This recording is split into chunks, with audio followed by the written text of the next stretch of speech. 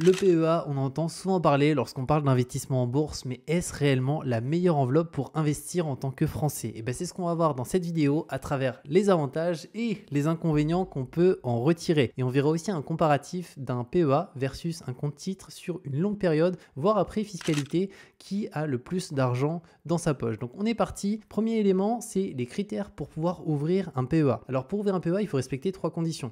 La première, c'est qu'il faut avoir 18 ans. La deuxième, c'est qu'il faut avoir sa résidence fiscale en France. Donc si quelqu'un habite au Portugal, mais qu'il a sa résidence fiscale toujours en France, il peut ouvrir un PEA. Par contre, si cette personne qui est au Portugal a sa résidence fiscale au Portugal, dans ce cas-là, il ne peut pas ouvrir de PEA. Ensuite, le troisième critère, c'est qu'on est limité à un PEA par personne. Après, on va parler des plafonds. Quels sont les plafonds du PEA? Du coup, on peut déposer 150 000 euros de sa poche dessus. Donc pour certains, ça va paraître beaucoup. Pour d'autres, ça va paraître pas beaucoup. Pour vous donner une idée, si vous investissez 300 euros par mois sur votre PEA, il va falloir 41 ans pour arriver à 150 000 euros de dépôt. Si par contre, vous investissez, pour l'exemple, 600 euros, là, on est plus autour des 20 ans. Si vous investissez 1200 euros, on est autour des 10 ans. Si vous investissez 2400 euros, on est autour des 5 ans. Et si vous investissez 5000 euros, on est autour des 2-3 ans. Donc ça va dépendre bien entendu de vos revenus, de combien vous épargnez, etc.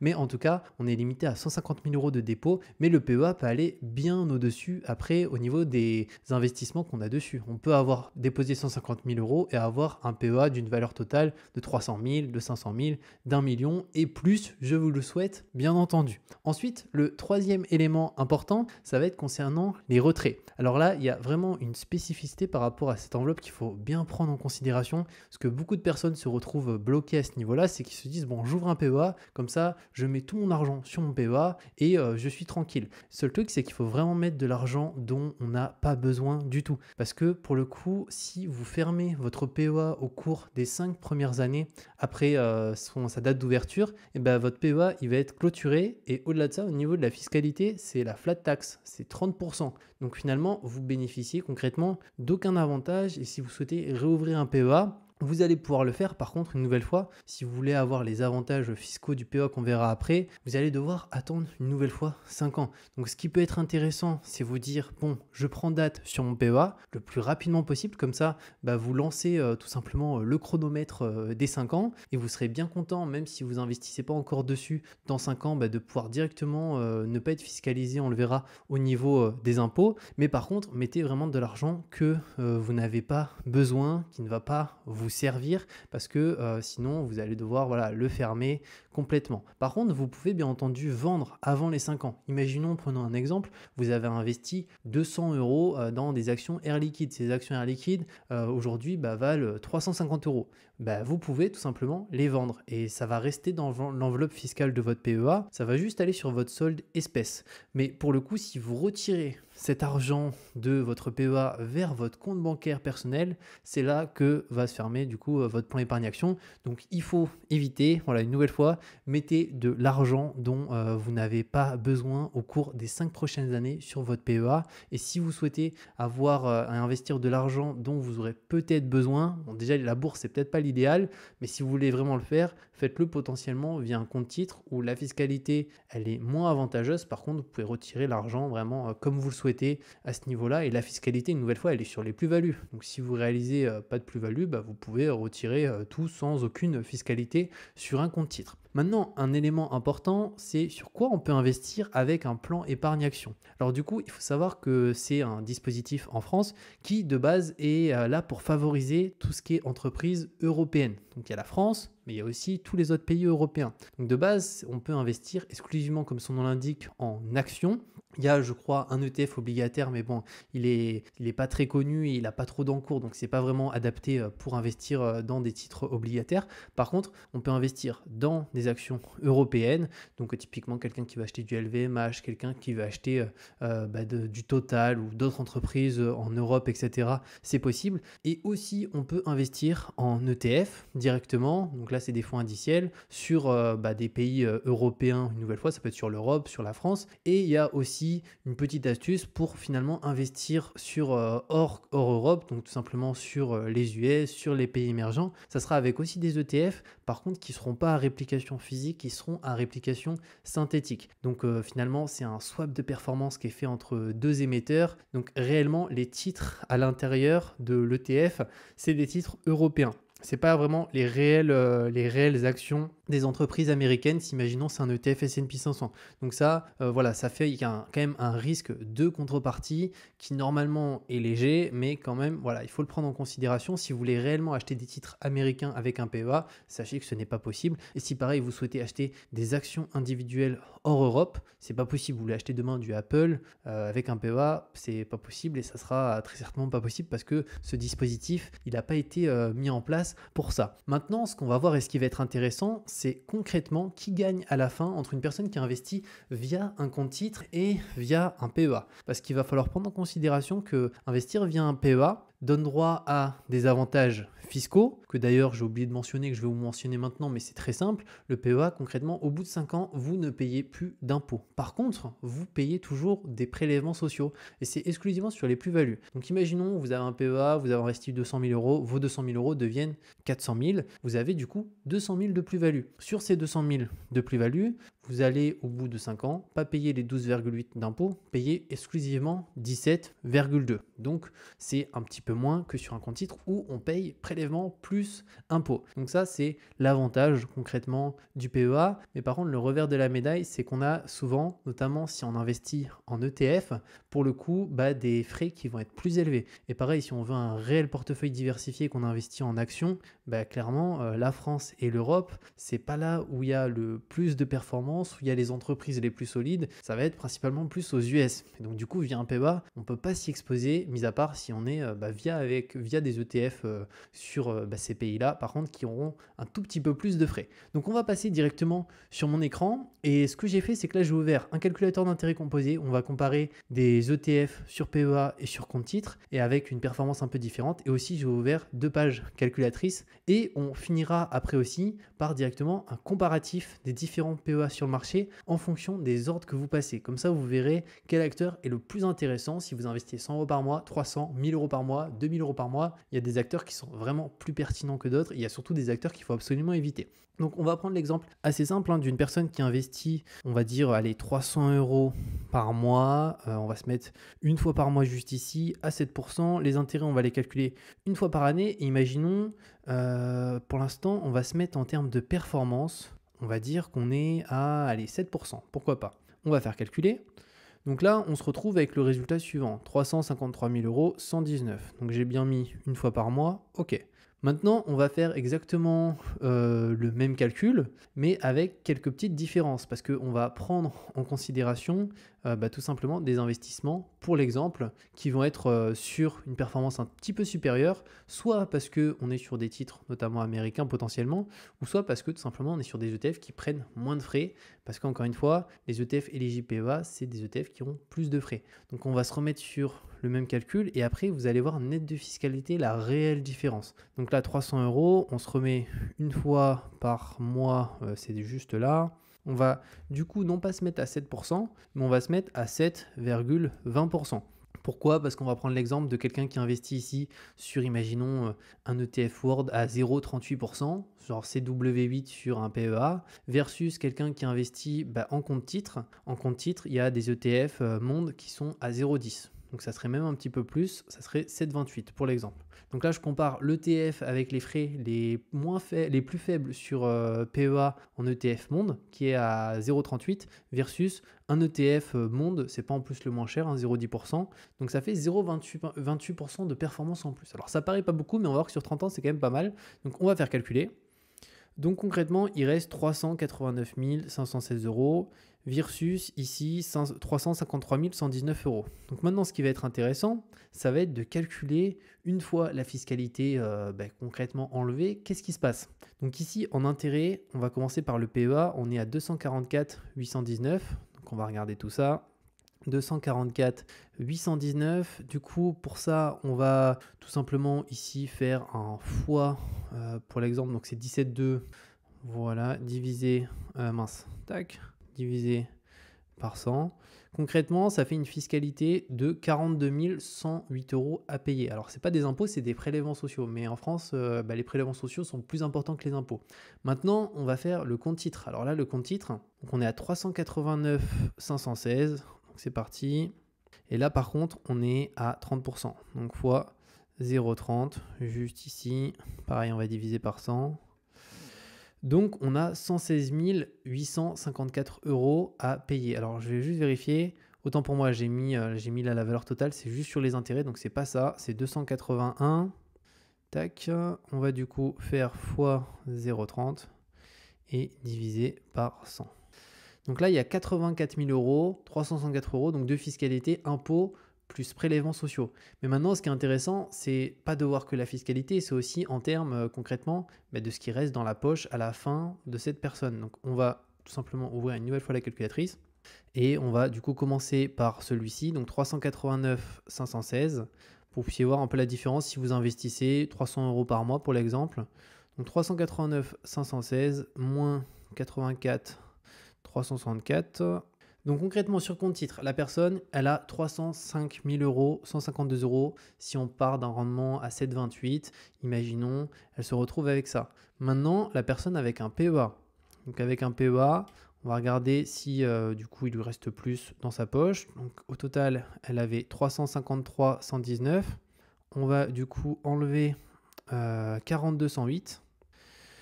Donc au final, il reste 311 000. Donc 311 000 dans sa poche versus 305 000. Donc vous voyez que la différence, elle n'est pas si importante dans ce qui reste dans la poche de la personne à la fin.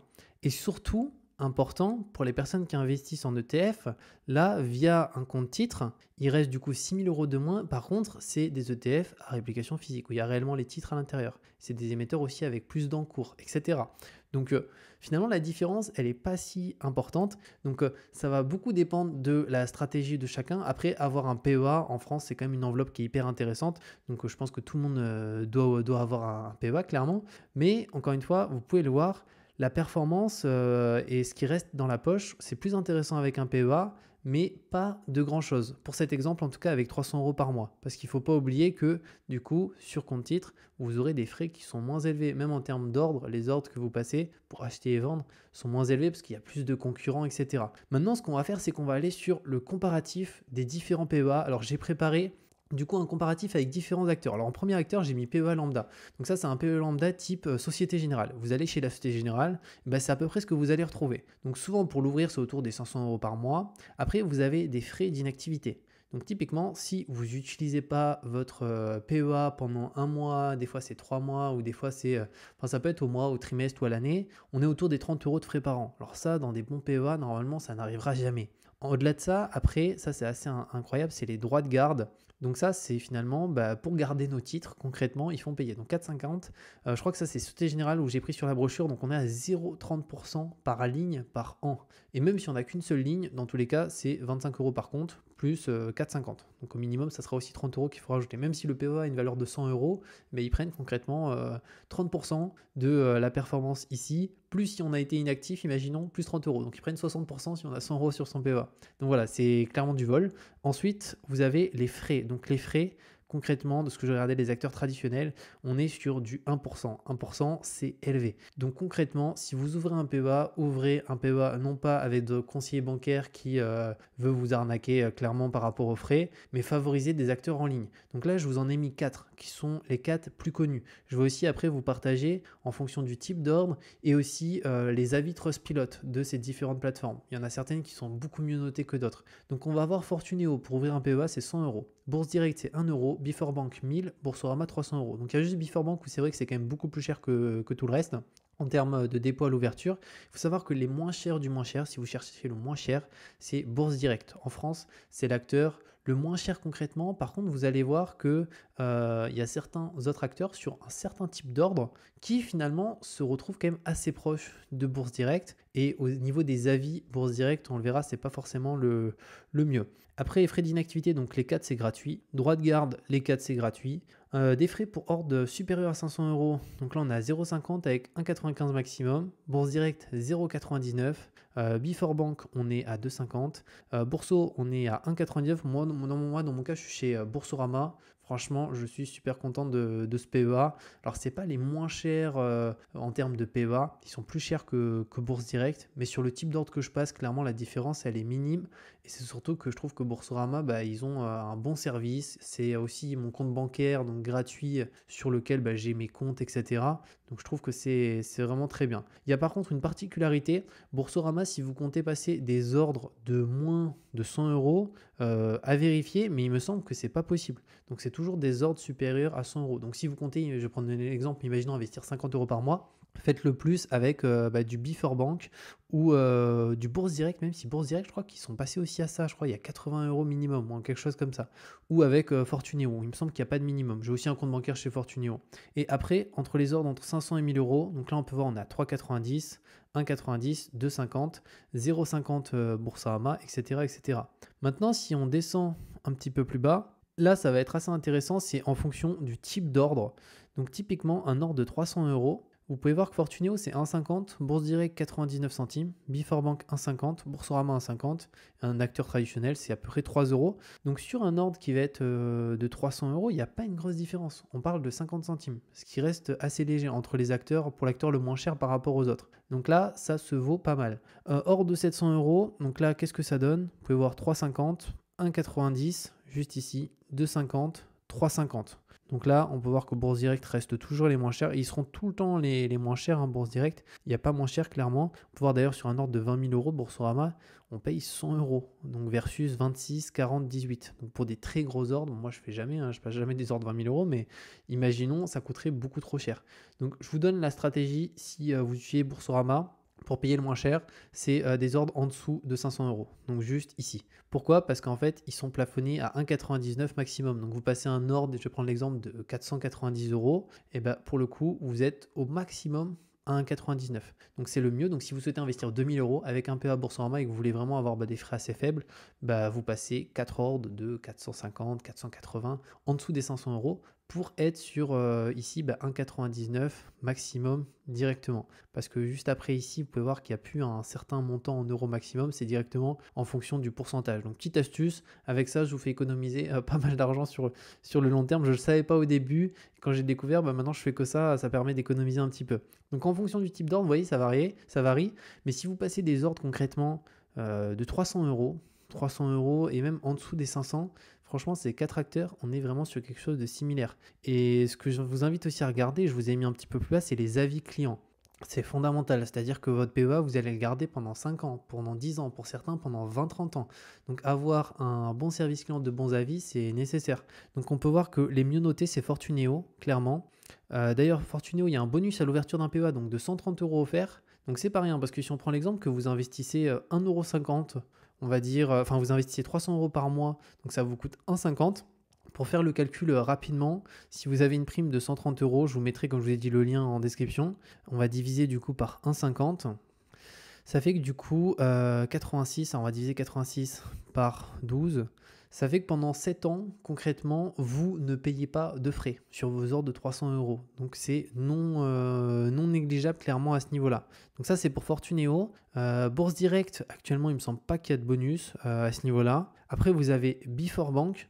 Donc 80 euros offerts aussi. Par contre, en termes d'avis, du coup, on peut le voir un petit peu plus bas là. C'est les moins bien notés. Donc clairement, 2 étoiles bas. Je vous recommande pas. En fait, je vous recommande les 3 autres, mais Before Bank, là, 2 étoiles sur 5, c'est vraiment pas terrible. Et Boursorama, ils sont très bien. Moi, je suis chez eux. Il y a 100 euros offerts. Donc, si on part du principe que vous avez 1,50 € de frais, comme pour Fortuneo, alors 100 euros, on va se remettre là. Imaginons, vous avez 100 euros, on va diviser par 1,50. Donc ça fait au total 66 mois et si on divise par 12, ça fait que pendant plus de 5 ans, donc pendant 5 ans et demi, vous ne payez pas de frais d'ordre pendant 5 ans chez Boursorama, donc ce qui est aussi vraiment pas mal. Donc voilà par rapport à ce comparatif. Donc si je peux vous recommander, le mieux pour moi c'est Bourse Direct, Fortuneo, Boursorama. Après Boursorama, je trouve qu'en termes de service c'est vraiment le top. Fortuneo c'est vraiment aussi excellent, ils sont très bien notés. Donc au moins vous pouvez garder pendant des années. Si vous devez appeler le service client, vous n'allez pas avoir de problème ni rien. Et surtout vous avez des primes qui font en sorte que pendant on l'a vu, minimum 5 ans, vous ne payez pas de frais sur des ordres de 300 euros grâce à la prime. Et c'est une prime que vous avez en euros sur votre compte, hein. Ce n'est pas des ordres gratuits, on vous offre 100 euros dès que vous ouvrez votre compte. Et après, vous en faites ce que vous voulez. Si vous voulez aller faire les courses avec, vous faites ce que vous voulez. Je vous mettrai les liens en description par rapport, de toute façon, ici à ces courtiers avec les bonus à l'ouverture. Donc voilà par rapport à cette vidéo sur le PEA, le plan épargne action. J'espère que ça vous a plu. N'hésitez pas aussi si vous avez des questions à les mettre en commentaire et on se retrouve très bientôt pour de nouvelles vidéos.